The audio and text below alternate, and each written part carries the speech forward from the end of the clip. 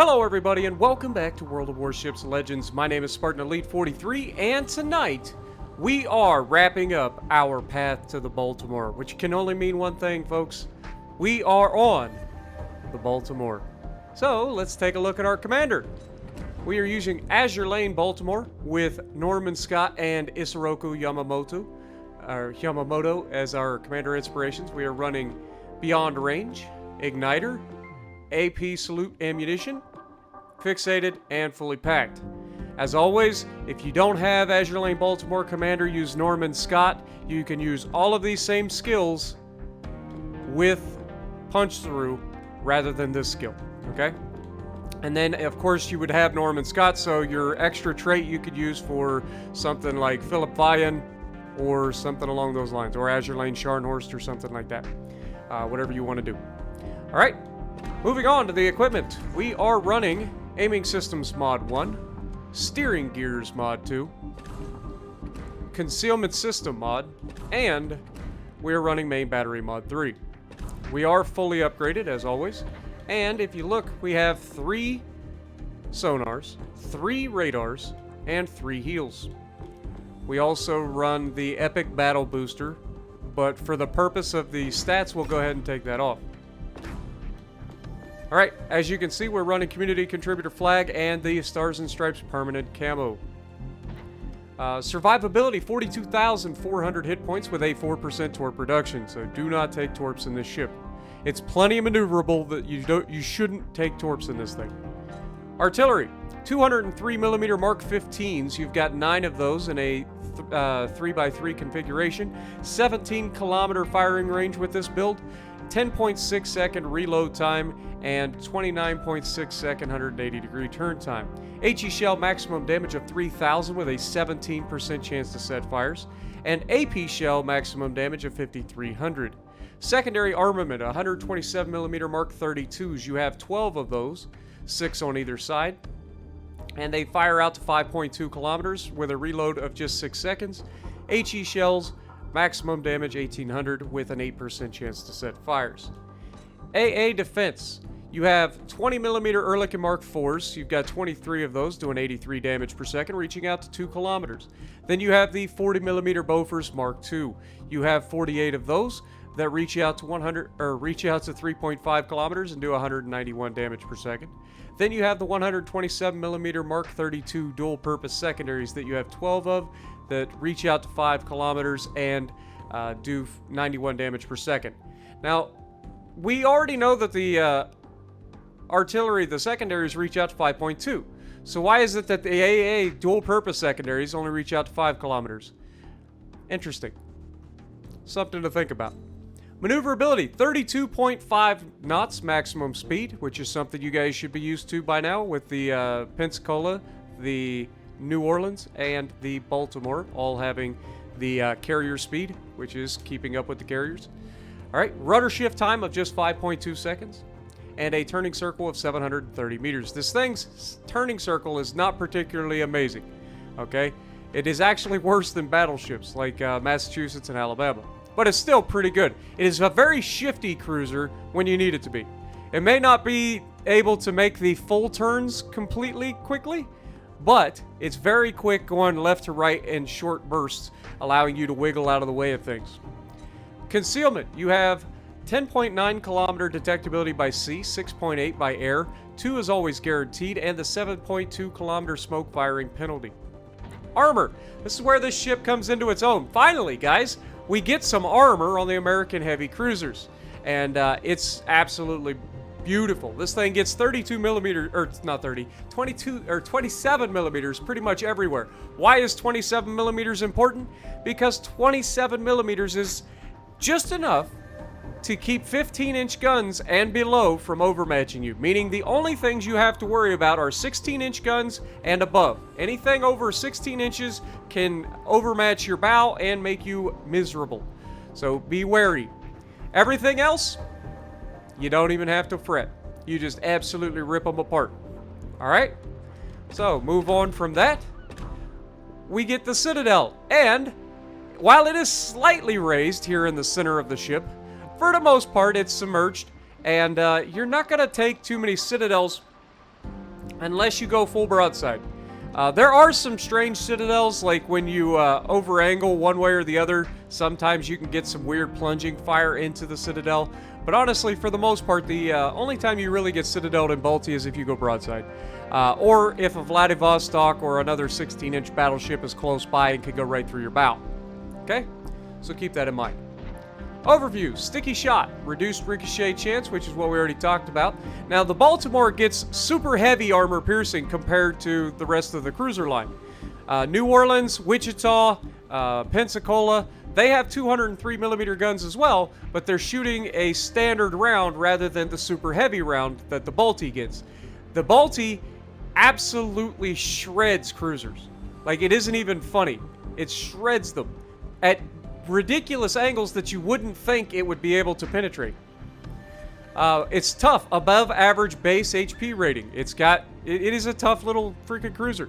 This thing is a quick, shifty little battleship, or at least it wants to be. Sluggish shot, that's the thing that it's said the entire time. Once you've gotten to this point, you're pretty used to how the thing aims, so you're not going to have too much trouble there. Baltimore, designed after the treaty limitations had been lifted and built using the experience gained in World War II. Greater dimensions of the cruiser improved her survivability, owing to a reinforced armored deck and enhanced protection for the propulsion. In addition to the main battery guns, the ship received dual-purpose artillery mounts. She entered service in 1943, and there were 16 of them in the series. So, let's take a look at her. She is a good-looking ship, man. I always say that the Balti is the king of the cruisers. I absolutely love this ship. It can be frustrating at times when you're playing solo, just due to the fact that you tend to be really aggressive and your team tends to be a bunch of pansies. But when things work out in your favor, Balti is absolutely god tier. Okay? So, with that being said, let's get to the gameplay. Alrighty, so we're going to be playing on Land of Fire. Now, the games that we've got set up right now, we've got two videos for you guys in the Baltimore. One is going to showcase what happens when, you know, everything goes horribly wrong, and what you can do kind of to just get as much as you can before the inevitable. And then in the other one, we're going to showcase Balti being Balti, and just controlling pretty much the entire match. So yeah, this is one of those things. The Baltimore, it is a great ship. I love the Baltimore. Everybody knows it. Like, I'm very biased when it comes to the Baltimore. A lot of people are like, oh, Spartan, the Hipper's better, this one's better, this one's better, this one's better. Well, I'll tell you right now that if I'm in a 1v1 versus pretty much any cruiser. Now, I'll be honest. I actually had a 1v1 in the Balti the other day, or yesterday, against a Exeter of all things. Was it an Exeter? No. It was a British heavy cruiser. I don't remember if it was the tier 7. I think it was the tier 7 British heavy cruiser. And it was on estuary. Now, here's the thing. Estuary, very small map. Okay, what does a British heavy cruiser have that the Baltimore doesn't? Torpedoes. Okay? The Baltimore has amazing armor piercing. The British heavy cruisers are no slouches in that regard either. Neither is the Hipper. The Hipper has pretty solid armor piercing. But the reason I say that the Baltimore is just better is simple. The Baltimore can take your armor piercing and laugh at you. Laugh at you. And then hit you for half of your hit points at ridiculous angles that turn the fight in the Balti's favor. So I know what you're probably thinking. Well, Spartan, what happened with the British heavy cruiser on a small map against the Balti? What happened? Well, what happened is a 1v1 that honestly was really, really fun. It was two heavy cruisers bow tanking one another, neither of which could really pin each other, because remember, the British heavy cruisers have some solid armor, at least belt armor, and so it was really difficult for me to do any real solid damage with the armor piercing. So we inevitably both ended up switching to AG, and then he inevitably charges me. We end up in the fight of the ages, point frickin' blank. And I know what you're thinking. Well, Spartan, why didn't you just show us the fight? Well, because I wasn't planning on talking about it. You know what? That's a good fucking point. Why didn't I show you the fight? Alrighty, so here's the fight. Now, this battle is going to be one of those battles where both players know what they're doing. Both players don't take a lot of risks. And both players end up fighting to basically a draw. And at the end of the day, one mistake costs one of us our lives. So, let's break it down, shall we? You can see I've got that armor piercing loaded. I aim high into that superstructure. We get a solid result out of that. We angle the armor a little bit because he actually was chunking me pretty good with his armor piercing. And here I realize that he's coming in to torp me, right? It's pretty freaking obvious. He's going to try to torp me. Now, I get very lucky that he had HE loaded that time. Because I was bow tanking him, he had switched over to the HE, and so when I was broadside, he couldn't take advantage of it, which is a very good thing for me. But notice I'm not only being shot by him. He screws up and makes the mistake of launching his torpedoes really early. And not just launching his torpedoes early, but also he launches them single file off into the distance. And that was just never going to be how it ended up. Now, I'm requesting fire support because at this point, this guy's got me. He had more hit points going into the fight, and he's actually gotten a lot more damage off of me than I was expecting. But you can see the HE, we're shooting into his bow. We get a fire. We're able to hold this guy off for a while. Now, we've got a flat booty. We can't afford to take citadels through the back. We already know this. Even though it's the 27 millimeters, it's flat. So he can go right through it. So I have to force him to shoot the belt, which is why you see me wiggle out. But here is the thing. This is why that I love the Balti. Look at the agility. Even with reduced power and steering ability, I am able to flip this ship back around and hit the guns on this man. And he missed both sets of torpedoes on me because of it. Now, he doesn't want to ram me here because we both die in that fight. And that isn't the way we want this to go. But because of that decision, he actually ends up basically sealing his fate here. Now, obviously, he gets very fortunate that we don't citadel him through the upper side plating there, or through the side plating, the side bow plating. But we throw it in reverse. We survive the initial hits as his secondaries are hitting us. And then I screw up, guys. I fired the front two guns into the side plating. I don't know if you guys saw that, the torpedo belt that the British heavy cruisers have. But then I hit him with the rear plate past that, or hit him with the rear guns right past that torpedo belt, and I get 3 citadels.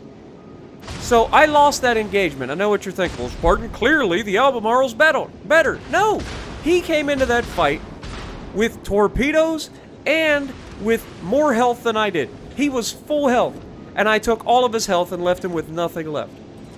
Okay? And point blank, dude should have finished me multiple times.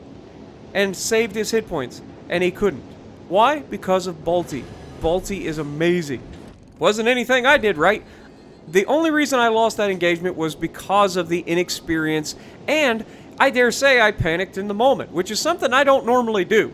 Generally in 1v1 situations, I'm pretty calm because I know what I'm up against. I know where I need to aim. I know my ship. I know my enemy's ship. But because of my inexperience fighting Albemarles at close distance, I'll be real. I kind of panicked a little bit. And that caused me to lose that fight. Now here, I was going to shoot the Siegfried, but the Atlanta clearly is backing out. He wants to torp me. So we're going to try to make this a thing. And, I mean, this is not going to end well for you, Atlanta. He gets very lucky. All of those rounds hit him, and all of them overpinned. Even with the AP solution. Like, that perk that reduces the timing. But you can only play for so long. And he gets his torpedoes off, and again, look at the agility. Slowing down, turning in, avoiding those torpedoes at point-blank ranges. There's not another cruiser at Tier 7 that gets away with that. None. They're just not shifty enough at close range. Now, sure, this thing may not on paper have the best turning circle, but I'm telling you, when it comes to little subtle movements like that, no cruiser at Tier 7 does it better. None. I don't care what anybody says. I don't care what build you have. No cruiser does those little tiny jukes better than the Baltimore. And that is what wins those 1v1s versus cruisers. You can have torpedoes. If you hit me with those torpedoes, I'm just an idiot. Because the Balti is so good at dodging me. So good. And it's a narrow enough ship that it doesn't take much room, as we've already seen, to get away with it. Now, obviously, we're getting farmed by the Miyoko over here in the center of the map. And you can see I do ping him here on the board. And he immediately gets taken out. Like, that was a... Whew, that was close. That guy had my broadside. There's nothing I can do about it. I've got a 15-inch cruiser sitting here shooting at me. I've got a freaking Richelieu on the other side of the rock shooting at me. Any chance that they get. So I have to maintain bow tanking them, otherwise I'm going to get citadeled by them. The Siegfried's one of the most overpowered cruisers in the game. Hands down. I really, really am sorry that I didn't finish that campaign. I missed it. And because of that, I don't get the fun that is the Siegfried. Sure, it's got a squishy bow, but that side plating, that belt armor on that thing is disgusting. And then the guns are rail guns, and they hit better than the Bismarck does. Like, those 15-inch guns are the same 15-inch guns that you get on the battleships, but it's got cruiser dispersion, which is ridiculous. How the Siegfried's a tier 6 in this game is beyond me. Oh, did I mention it has a lot of torpedoes? Yeah, I don't know how it's a tier 6, but it is. Anyway, it's one of the few campaigns that I actually regret not getting. But I digress. We're in a fight. The enemy has completely overrun the left side of the map. I don't know if you're paying attention. And everybody around me is just crumbling. They're getting crossfired from across the map. They're getting shot enough by these guys that it's just not going well. And I cannot turn away from these guys. I don't like to chase kites, right? That's why I'm not chasing these guys. I can hit them from distance. I don't need to chase them. I'm using the island to protect me mostly from the Richelieu while I continue to set fires on him to try to burn him down. I am also trying to get shots on the Siegfried every once in a while. Richelieu is now charging forward. He's on fire. We're getting some damage out of that. And you can see we're going to try to get him off the board. And if we can get rid of those guns with the French magic bullets, then we can start to deal with the Siegfried, and then inevitably end up fighting the battleships that are pushing us from behind. And we've got to do it quickly, which is why I'm going to start pushing up real soon. You can see Siegfried's tired of bouncing off of me too, so he's switched to HE. So we've got to try to dodge those because, I mean, it's battleship AP, or HE, so it hurts a lot. And obviously here, Richelieu's going to get finished off. Bismarck finishes him off. Now, I'm going to push out on this Siegfried because I need to try to get rid of him. I can't leave him out here. His HE isn't really the threat to me as much as his AP is. If I turn in to start fighting those battleships, this guy will citadel me and obliterate me with those 15-inch guns. So I have to get rid of him. And you can see I'm not the only one that thinks this. There's a cruiser next to me that is also doing it, but the cruiser next to me is going to overrun his island and turn in towards those battleships while fighting the Siegfried, which means he's not paying attention to the battleships. You can see we get a couple penetrations through the deck as we're shooting armor piercing now, seeing if we can't whittle him down a little bit more. And as that cruiser overruns the island, I mean, it's just a matter of time before those guys catch him. And you can see Siegfried firing armor piercing at him as well. And, I mean, you can imagine how that salvo went. He's not angled the best to the Siegfried, and he's not angled very well to the battleships. And you can see I'm trying to farm that superstructure and deck, and we're getting some hits. Not getting a lot of damage out of it, but everybody else is. He's bow tanking us. He's giving an angle to somebody. The Bismarck, the cruiser, they've got much better angles than we do. And they're going to be able to finish him off. We get a nice salvo there as well. And we're going to try to finish him off here if we can. And shots in the air, and he should be down. And down he goes. Alright, so right now we've got 58,000 damage done. And we are going to turn in to try to fight these guys. Now, obviously, I see a Bismarck first. I'm going to start opening up on him. I use the armor piercing. He's angled, but he's got that big superstructure. Our Hipper gets obliterated by the battleships, of course. Like I said, overrunning that island was a huge mistake. They've got caps. They've got all their battleships right there. They've got an Iowa, a Roma, a Bismarck right there waiting for you. Plus a cruiser somewhere. So moving away from that island was just a mistake. Now, the reason I kept pushing towards that Siegfried at the end was to make some room between me and these battleships, because they can tear me up. So if I can get out of range of them, they can't shoot me, right? And so for that entire time, I wasn't being shot by the battleships. I just had to worry about the Siegfried. Now, obviously, I think it's a Cleveland that's left shooting at us right now. He's got cover. So we've got to try to get into a position where we limit who can shoot us. And I'm not going to lie, I was really, really hoping that these guys would make some really dumb plays. Because the Baltimore is plenty capable of carrying this. The Iowa scares the hell out of me, right? So I can't get into a 1v1 at close range with the Iowa. But the Bismarck and the Roma have 15-inch guns, which do not overmatch the bow of the Balti. So right now you can see I've limited who can shoot me to just the cruiser potentially, even though he's switched targets, and this Bismarck. Now the Roma's coming in full throttle. He is broadside onto us. We've got the armor piercing already loaded. And I don't know if you know this or not, but the Roma broadside is very easy to citadel. And I was very surprised not to citadel him in that salvo. Like, that was a solid, tight grouping that was just absolutely beautiful. And we got basically nothing out of it. Now, Iowa's broadside on, and we're at 71,000. We hit him with multiple penetrations, taking us up to 77. We got 6,000 damage out of that salvo on a broadside Iowa. And he's still broadside, so we're going to do it again. And look at the dispersion. Like, we are firing railguns right now. And we get another 6K at least out of that. Might have been 8K out of that salvo. But Bismarck's right here. He already knows how this fight ends. He doesn't even want to fight me. And I can't blame him.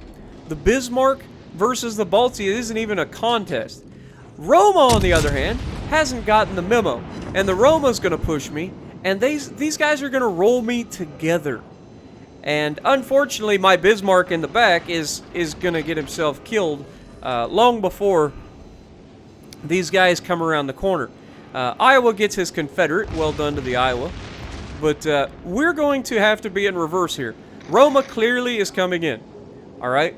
I don't want to get rammed, even though I could probably get a lot of damage. But the Roma, I was expecting to go full broadside, and he just doesn't. We get one citadel, then he breaks our gun, and we can't have that. So we immediately repair our gun. Now we're having to turn in to look at me keeping the bow towards the enemy. He turns in a little bit, but we're going through that side bow plating. We're able to get some more penetrations. No citadel there. But he's rushing us, and then the Bismarck rushes us. And because of this, we don't really have much of a choice here. We aim towards the guns, hoping to break a gun. We destroy one of his turrets. He destroys one of our turrets, the Bismarck does. And that, unfortunately, is going to save this Roma's life as he goes broadside on to do a drive-by, and we absolutely citadel the snot out of him, leaving him with just enough to get away. And we get triple fired and taken down, unfortunately.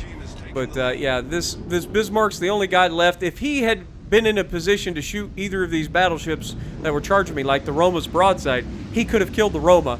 I might still be alive to help with the Bismarck, and then it would have been two of us versus the Iowa. And the cruiser, you can see, had moved to a position to help burn down the Bismarck. So, unfortunately, this one's going to end, and there's not a whole lot we can do about it. But it's just one of those situations where this Bismarck could have been in a better position and helped with that push on me. Two battleships pushing up on a Balti is very difficult for a Balti to deal with. But we ended the game with 127,000 damage, 1,600 base XP. The Bismarck had himself a decent game with 1,200 base XP, so I'm not taking anything away from him. But it's just one of those situations where you really wish somebody had done something slightly different. Now, for this one, we're in the Georgia. Why am I in the Georgia? Now I remember. That was the game where I got around the corner on Northern Waters and my game decided to disconnect me from the servers. Thanks, Wargaming.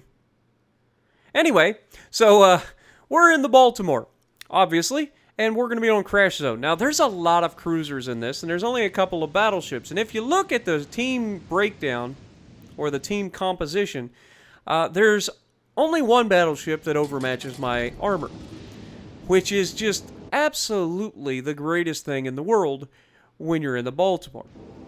So we're going to push over to the right side, help that right side. Now watch what the right side does when I start going towards them. What is the one thing that I always try to tell people?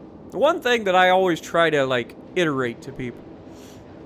Win your side, or at least hold your side. You can't always win your side, okay? A lot of people bring that up. Well, Spartan, I tried to do the win your side thing, and I got overrun by 5 ships. Okay. It's gonna happen. In those situations where you cannot win your side, you've got to try to hold as long as you can. Sometimes that means turning around and kiting and hoping that you drag those guys with you and you can avoid damage or take the damage long enough for your team to win their side, as they should have an advantage if you're being overrun. They should have an advantage, and then once they get past that advantage and start pushing across, they're going to have crossfires for days while you fight your side. So that's why I always try to tell people, at least hold your side. If you can't win it, hold it for as long as you can. But notice everybody on this side didn't get that memo. But it doesn't matter, because, again, in this sort of a match, I am not afraid whatsoever to be in the Baltimore. Like, this is just absolutely glorious. And that's not to say that we're not going to be in for a fight. We're going to be up against 2 battleships, multiple cruisers, and the destroyer on this side of the map. And despite all that, this Baltimore is going to absolutely demolish this side of the map. Not without help from my team, obviously. They are going to turn around and come back. I don't know why they ran away to begin with. I was clearly heading this direction. We get an opening salvo versus the Odin, and we get a decent result out of it. 5,000 damage. Not too shabby. But you can see somebody's in the base, and it is not the Tirpitz or the Odin. Which means we know where their destroyer's at, right?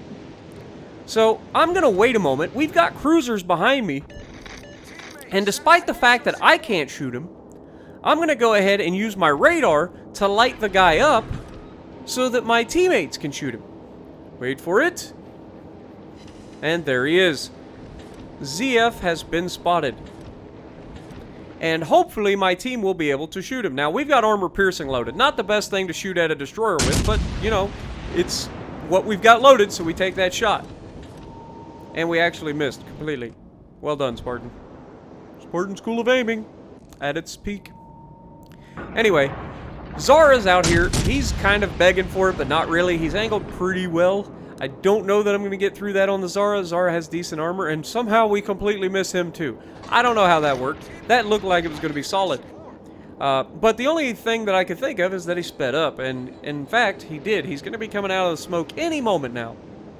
And there he is.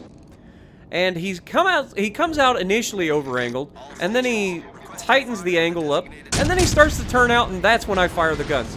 But we're going to take a Citadel here from, presumably, the Tirpitz. It was 11,000 damage, and we Citadel the Zara, making sure that he knows that if he opens that angle at all, he is going to pay for it. Now, you can see my teammates behind me are getting some hits. We bounced 5 rounds off of that Zara. Again, the Zara has solid armor. We are not at the best position right now to fight these 2 battleships, and it's the Zara's fault. I would love to get away from this guy and get behind this island and come around from a flanking position. That's what I'm looking for. But again, Zara opens up the angle a little too much. He gets lucky not to be Citadel'd there. And we're going to continue to push around. The Atlanta on the other side goes down. There was a failed division for the ages in this one. There was an Atlanta who brought in 2 Pensacola's. Like, who does that? And they get pulled into a tier 7 lobby. So the enemy team was on the downside when it comes to firepower right off the get-go. Now, the Zara got taken down. I think it was a torp from our destroyer that caught him. Maybe it was one of the cruisers that got him. But now that these 2 battleships are pushing forward, we know both of these battleships have torpedoes, so we've got to keep our distance from them. And we got to work for a flank. Sitting here broadside to these guys is not a good move, but they're not shooting at us, presumably because they got easier shots. So we're going to use this opportunity to get behind these guys, get a nice flanking position so that we can bow tank them and then absolutely rip them apart. Now, Tirpitz has given us pretty solid angles, so we take that shot and we score a pretty solid, well, single hit. Wasn't as solid as I thought. Odin is burning from stem to stern. We get a nice juicy shot into the upper side plating. We actually overpin, or no, we didn't overpin. We get one penetration. He turned in a little bit, and we aimed a little too high, so we ended up missing. But you can see I was hoping that he'd keep pushing. He's kind of stalled out. He realizes pushing into all these torpedoes and cruisers, probably not the best plan. But we're going to come around the corner now, and we're going to show these guys why this is a powerful flank, okay? This island allowed us to close the distance and also allows us to get these juicy angles. And look at this shot here. This is the shot that the battleships have been hoping didn't happen. There's 5,200 damage. And this is going to happen every, what, 9 seconds? 8 seconds? You can see I take a shot at the Suja out there because the Tirpitz and the Odin no longer are a threat to me because I'm going to be bow tanking them. And we want to try to get rid of the Suja. We get a single Citadel on the Suja. Odin is starting to get into a position where he slightly worries me. ZF is running away from me, which is perfect for me. I don't have to worry about his torpedoes. And the Odin is boned. There is nothing this man can do from here. It is just a absolute AP fest from here on out. And there's 8,700 damage, and in 4 seconds we're going to finish him off. And there's nothing he can do about it. He can try to turn into me, but then he's just going to die to the other guys. And there it is. Another 8,000 damage to finish him off. Tirpitz has decided that this isn't the fight that he can win, but he ends up taking a bunch of torpedoes, and then he is also over-angling, and I've got a juicy superstructure to shoot at, so we're going to take that shot. And somebody leaves him with just enough health to get away, and I get to yoink that kill. So we're at 2 kills. We've managed to win this side. We've pushed these guys back. A cruiser and a destroyer should be able to deal with the ZF. I apologize, I had to yawn. And then the Suja here is going to kind of try to play keep away from me. Right now, we don't have anybody else to shoot at, so we're going to go with the trying to shoot the ZF over here. He looks like he's going to smoke up, so we take that shot as he's slowing down. And we get some pretty good penetration. We get 2 full pins and 2 over pins. Suja starts moving forward, and you can see I'm paying attention to the Suja. Why am I paying attention to the Suja? Well, I'm looking for those shots that I could potentially squeeze through, and just not quite enough to squeeze through that gap. The Suja manages to finish off our cruiser, and that leaves our ZF versus a cruiser and a destroyer still out there. Now, Suja, I thought was going to come out flat broadside, but clearly this guy's paying attention. We get the shot off early, and we're going to overpin a lot of those. We get 3 full penetrations, though. But he comes in bow tanking, and the Suja has a faster rate of fire than us because he has 152mm guns. So we've got to be careful. This guy also has Japanese high explosive, which hurts a lot and sets a lot of fires as he gets a double fire on us. Now, I don't use my damage con immediately here. I still have a heal in my pocket. We take out one of his guns temporarily, and we're looking for an angle, and he knows it, so he goes bow in, but then he tries to avoid the island, and that's going to hurt. Luckily for him, he only gets Citadel by the rear gun because my front guns hit the island. And now we're going to try to throw our ship in reverse. The Suja, because he bounced into an island, he's going to be able to get reversing faster than we are. And I was hoping the Suja would die to these torpedoes. But they didn't. So that leaves the Suja for me to try to kill here. We've got the cruiser out at long range trying to shoot at him. The ZF is still out here somewhere, and I'm kind of hesitant about where the ZF is, which is why I'm radaring right now. I figure if I can keep the Suja lit, somebody can help me with them. We get the rear guns off again, knowing that that was going to be able to happen. We're angling our armor because we expected the armor piercing. He actually gets a very good salvo, but that's the end of his game. You cannot come out broadside in any cruiser, let alone a Japanese cruiser, to a Balti. Even if you can get a really good shot into the Balti, chances are a Balti is going to remove you, and you are not going to remove the Balti very often. It's just not going to happen. You can, but it's generally going to end in the Balti's favor. And so we finish him off, and that gives us 3 kills. And so we're going to push out, trying to help the team fight this battleship that's out here.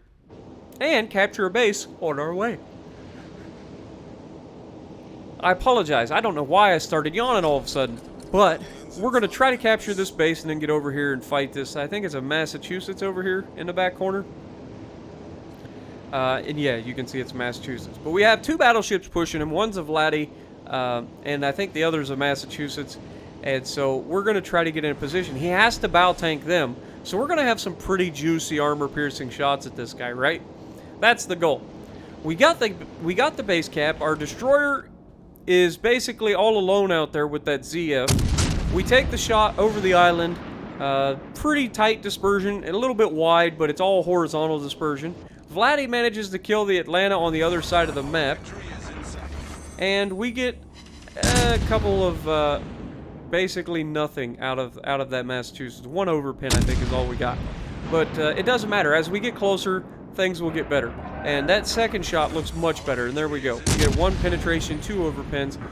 The rear turret's about to hit. And you can see, when you wiggle like this at these kinds of ranges, it just seems like the Balti is constantly firing because of its fast reload. And of course, because I'm a Baltimore and he has 16-inch guns, he has to shoot at me. But that's fine. He actually shot HE at me, and he completely missed, which is hilarious. And now that I knew it was HE, I didn't care that he hit me. That was the 1,000 damage HE shell that hit me. But if he's going to shoot HE at me, I am not afraid of him at all. So we're getting into position where we're going to start stacking pretty good damage. But you can see the other battleships are doing pretty good damage to him as well. But look at that shot. Perfect. Center of mass. Down through the deck. Into the freaking superstructure. Beautiful. You love to see these as the Balti. And if you can get range shots against battleships at like 17 kilometers or beyond, the plunging fire from this thing can actually Citadel battleships, depending on what it is. I've done it to John Bart's for sure. I did it on 2 brothers to Jean Bart's, but it was pretty hilarious. But it doesn't matter. We've got a good shot here to finish off the Massachusetts, and just as our shells get there, they do nothing. They hit the back of the ship and ricochet. We try to get them with the rear gun, but unfortunately the battleship's going to bounce those as well, and somebody's going to finish them with HE from a key. And that is going to deny me my Kraken, which is unfortunate, because this destroyer has royally f***ed up. He thought that he was going to be able to sneak up on me, but the entire time I knew he was in the capping, and I knew he was close enough to spot me, which means as soon as I'm ready, I get the freaking HE in the barrel, I get the freaking radar going, he lights up like a Christmas tree, we get the fire on the first salvo, and we're going to go ahead and try to finish him. I thought somebody was going to yoink that kill too, but they didn't. And we managed to get the final kill, finishing with 4 kills. Just showcasing the power that is the Balti. I love the ship. I love the ship. 112,000 damage, 3,100 base XP with 4 kills. Top of the leaderboard. So if you like what I'm doing, punch the like button, leave a comment below, subscribe to the channel if you haven't already, and as always, I will see you in the next video.